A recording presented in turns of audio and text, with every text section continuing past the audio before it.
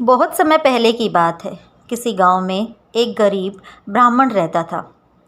एक दिन उस ब्राह्मण के घर कुछ अतिथि आए। ब्राह्मण की स्थिति इतनी खराब थी कि उन अतिथियों को खिलाने के लिए घर में अनाज तक नहीं था।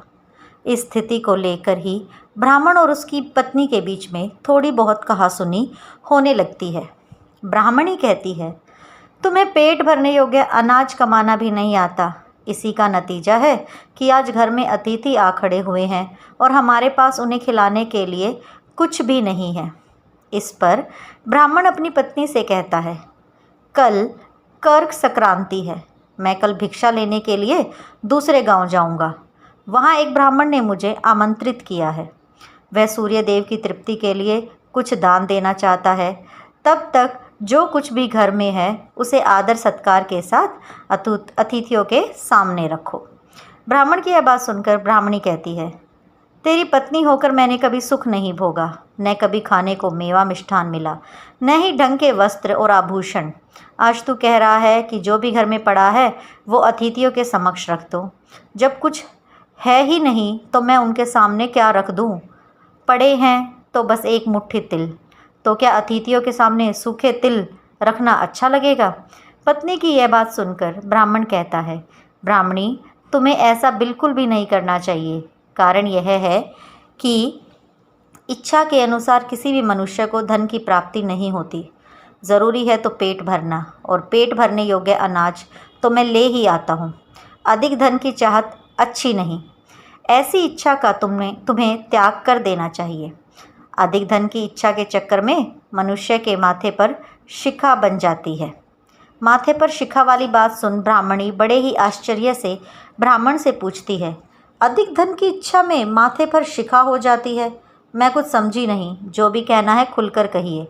ब्राह्मणी के इस सवाल का जवाब देने के लिए ब्राह्मण अपनी पत्नी को शिकारी और गीदड़ की एक कहानी सुनाता है।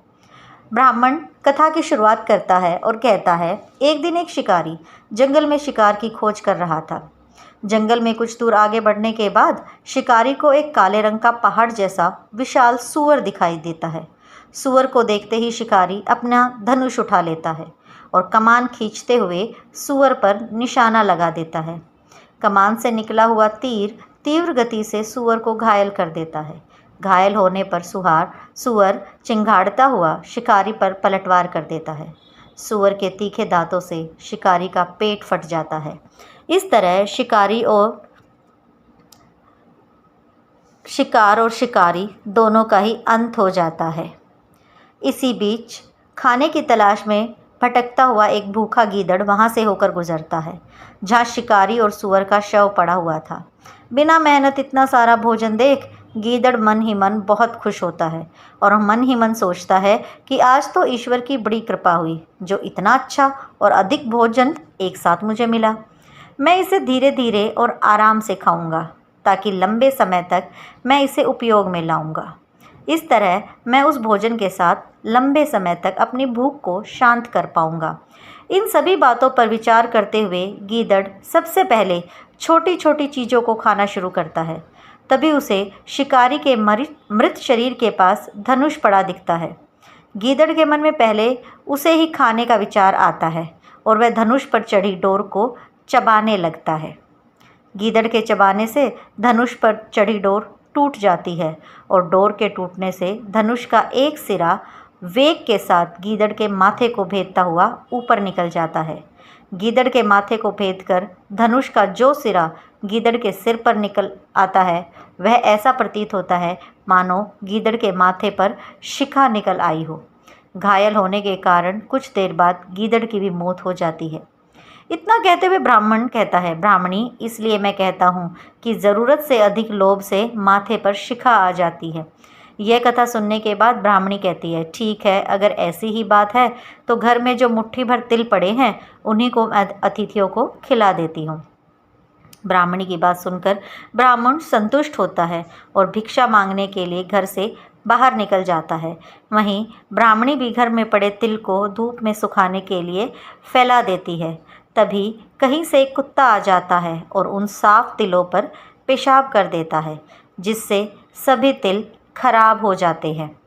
तिल के खराब हो जाने पर ब्राह्मणी काफ़ी परेशान हो जाती है और सोचती है, यही तो तिल थे जिन्हें पकाकर मैं अतिथियों को खिला सकती थी, अब मैं क्या करूं? काफ़ी देर सोचने के बाद ब्राह्मणी को एक तरीका सूझा। उसने सोचा कि अगर वह गंदे तिलों के बदले साफ तिल देने की बात कहेगी तो कोई भी आसानी से मान जाएगा, साथ ही किसी को भी इन तिलों के खराब होने की बात पता नहीं चलेगी। इस विचार के साथ वह उन तिलों को लेकर घर घर घूमने लगी। ब्राह्मणी की यह बात सुनकर एक महिला वह तिल लेने के लिए तैयार होगी, लेकिन उस महिला का पुत्र अर्थशास्त्र पढ़ा हुआ था। उसने अपनी माँ से कहा कि इन तिलों में ज़रूर कोई न कोई खोट होगा, वरना कौन साफ सुथरे तिलों को गंदे तिलों के बदले देने के लिए तैयार होगा। पुत्र की यह बात सुनकर महिला ने ब्राह्मणी के तिलों को लेने से मना कर दिया। दोस्तों, आज की कहानी से हमें सीख मिलती है, हमारे पास जो भी है हमें उसी में सुखी रहना चाहिए। किसी के पास ज़्यादा चीज़ देखकर दुखी नहीं होना चाहिए। धन्यवाद दोस्तों। कहानी अगर पसंद आई हो तो चैनल को लाइक और सब्सक्राइब कीजिए। धन्यवाद।